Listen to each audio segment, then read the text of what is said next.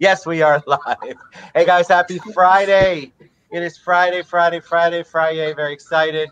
And I am very honored and very excited to have these fringies, these fringe people, these fringe goers, these Orlando Fringe lovers, participators, show setupers on the show today. I've got Melanie Leon, Gina Barone, Genevieve Bernard, and Lindsay Taylor. Welcome, ladies. Thank you for having us. I'm very excited. I knew the energy would be awesome. Brian Sikorsky is such an amazing guy. And I didn't know that we were having a virtual visual Fringe. I need to be more on top of things. So before we get all into that, if I'm going to just go across the board as I see it, just tell us a little bit about you and then how you got involved with Fringe. And I'll start with Melanie. Yeah, thank you, Ted. Hi. I've been involved with Fringe since 2014. I actually started as a performer in the festival and have done many shows since then, and then slowly started doing other aspects. I stage managed a show, I produced a show, until I joined the Visual Fringe team as an associate producer, and I did that for 4 years. And then this was going to be my first year, or it was my first year, as Visual Fringe producer. So we got to do all the build up to the festival, but then next year will be my first year as producer doing the full festival. In the crazy throes of it. Yeah. How about you, Gina? Hi, Gina Barone. Hello. Thank you so much for having us. I started with Fringe back in 2018 as a production intern with Lindsay. And I loved it. And I was like, well, you're stuck with me now, and I have to be here. So the year after that, which was last year, I was associate producer of the outdoor stage. And then this past year, for this upcoming Fringe, I would have been producer of the outdoor stage. So it's kind of similar to Melanie that I was involved before. This would have been the first year producing. So we did all the work. And then next year we'll have the big showcase. The big showcase. All right. I've got Genevieve. Genevieve, you're next. Hi. Tell us about you. Hi, Genevieve. Hi. Yes, I am currently the education coordinator for Fringe. I have been around Fringe since 2000. I started as a performer in the Fringe and have had many shows, and I've produced many shows in the Fringe. I've also produced Kids Fringe, and as I said, I'm the education coordinator now. And as a part of this virtual festival, I have been coordinating the Kids Fringe Today activities and lineup. Very cool. All right, last but not least, Lindsay Taylor. Welcome. Hi. And tell us about you and tell us about your involvement in Fringe. Yeah, I started fringing in 2011. I saw my improv teacher Chase Paget's show, Superman Drinks, and I left and I was like completely enamored by it. I was like, wait, anyone can just apply to be a part of this festival, like without a jury, with just luck. And then I did a festival the next year. 2012 was my first year. I co-wrote a show called Little Women, a Rap Musical. And then I was doing like one show a year. And then by the end of me being an artist at the festival, I was like involved in like up to 3 shows at a time. So I like to like be a part of all different things. And then in 2018 was my first year as associate producer. And then this is my first year as theater producer. That's amazing. And I want people, like, I have a feel and a passion for Fringe, but Lindsay, I'll start with you since we finished with you. Tell them what Fringe is. Fringe is an incredible and unique place where arts of all different kinds can come together in one place. Typically, like at a music festival, it's just music, or at an art show, it's just art. But Fringe, we kind of branch out to all those different aspects of the community and bring everyone together for 2 weeks of entertainment, depending on what you like. And it's really special in that way. If you can bring the whole family. There's so many different things involved, depending on what you like and who you are. And that's just so different, and it's incredible in that way. The energy, if you've ever been, the energy at Fringe is just amazing. If you're an energy junkie, you're going to love every second of it because there's so much creativity. When you're around creative people like that, I mean, it just sparks more creativity. And like Lindsay was sharing, you know, you leave there and you go, wow, I can be a part of this, or this is so cool. I never thought of it, because the presentations and the way it works are a little bit different. So Genevieve, I want to ask you, you mentioned the kids stuff. Tell us about the kids, because I think people think Fringe, the first word they go to is, uh-oh, too crazy for kids, but that's not the case. Yeah, no, Kids Fringe, when we're having the festival in its traditional fashion that we would, is on the weekends of Fringe. It's over in the Orlando Garden Club, and it's really cool because it is a kid version of what kids can watch performances, they can take part in workshops, they can make art, all kinds of like cool hands-on interactive things for them to do. And one of the things that I think is really cool about Kids Fringe is that so much of the entertainment is completely family friendly, and parents often remark that they enjoy the entertainment as well. So it's a really cool kind of experience for all ages. Agreed. All right, Melanie, I have to ask, did you say you performed in Fringe? I did for several years. I think I'm up to 5 Fringe shows that I have been in. I will say, moving forward though, Visual Fringe is going to get my full attention. So I think I'm going to be taking a break from performing in shows. But it is truly a wonderful experience performing in Fringe shows, producing a Fringe show, being on staff, any aspect. I just love it. It's amazing. It's such a family. It's such a community. So Gina, how about you? Tell us about favorite, if you had any performances or shows, because remember guys, it runs the gamut. I mean, there is, like they said, something for everyone. And then to me, one of my favorite things to do is when the program comes out or when it's announced is to look at the show titles. Because I think the show titles are just fun. It's kind of like that whole trailer thing, or you're at the wine store and you pick out a bottle of wine based on the way the bottle looks. Well, sometimes all you have is the description and the title. And I love the titles, because I think they're very, it's unique, but it's also attractive. If you get it, you get it. And people will flock to that particular show. So Gina, have you had any that you were like, wow, this just blew you away, that you still remember, that you, or some that you go, wow, I never thought I'd see that performed live? Yeah, definitely. There's a lot. It's always hard to like remember your favorite Fringe shows because there are a lot. I think something that always kind of factors into my favorites is that we always say like go see the out of town shows, because there is such an international presence in Orlando, and those always end up being some of the most memorable ones. One that really sticks out to me was Multiple Organism, which was in 2018. It was a really cool projector show where they were projecting their bodies and with these little shadow puppets. It was just amazing and visually stunning. So tell us, Lindsay, about the actual setup. So this year we're virtual, we're visual. Tell everybody how that's going to work. Well, we have 2 different aspects to the Fringe Today part of it. One is pre-recorded shows and other are live shows. And some of them are their actual shows that artists are submitting. And the other part of it is experiences, which is where a lot of the Visual Fringe and the outdoor stage and the Kids Fringe come into play, where the artist might teach you something. Like there's a magician who is going to teach the audience a magic trick and then do a Q&A about what it's like to be a performer with autism. And our bar managers are going to teach a mixology class.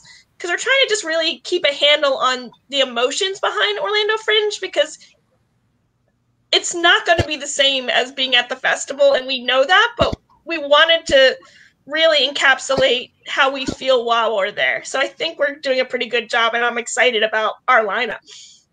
I think one of the cool things is that everybody's gotten used to Zoom or these platforms, and so it's actually a great thing because we're all now trained to engage in a different way than we engaged with human beings before. So I'll be fascinated to see how that translates. I was against the Zoom because I like to be touchy-feely. I'm in person. And I couldn't figure out how you could really communicate with and engage with people across a screen, but you can. And so kudos to you guys for taking that on, because I think that that only expands it. There are people who wouldn't necessarily physically go because they were intimidated or they didn't know, and now they can enjoy it from the comfort of their home or wherever they happen to be. So kudos to you guys. I think that's brilliant, and I can't wait, because then I can also, I feel like I can see more, and that's what I want everyone else to do. So each of you, do you have an artistic talent? I'm going to start with Melanie, because I think each creative must have some sort of artistic talent that they come to Fringe with. Yeah, I mean, specifically for Fringe, it has kind of been twofold. I've been both a performing artist. I do scripted work, but I spend most of my time actually as an improviser. I will travel around the country improvising, or I used to travel around the country improvising. But then with Visual Fringe, I'm also a visual artist. So I will do sculpture work with clay. I'll do graphic design. I'll do photography. So the great thing about Fringe is that it lets me do both over my time with it. I've been able to both improvise and do scripted work, as well as create visual art, which has been amazing. I'm always amazed at any creators like that. How about you, Gina? Yeah, so I grew up doing musical theater, so that was kind of my background as a dancer, so that's more my talent. But I also grew up in a family of musicians where my dad is a band director and a working musician. So I've learned how to play some different instruments over the years, and that really helps my connection to the outdoor stage, because I have that connection with musicians and making music and listening to music and just being surrounded with it. Y'all's energy is so good. Genevieve, how about you? Oh, you've muted yourself. Sorry. That's okay. I thought, oh, mime is her. She's a mime. Hello. Yes. My other pieces of my life. So I am a choreographer at Fringe.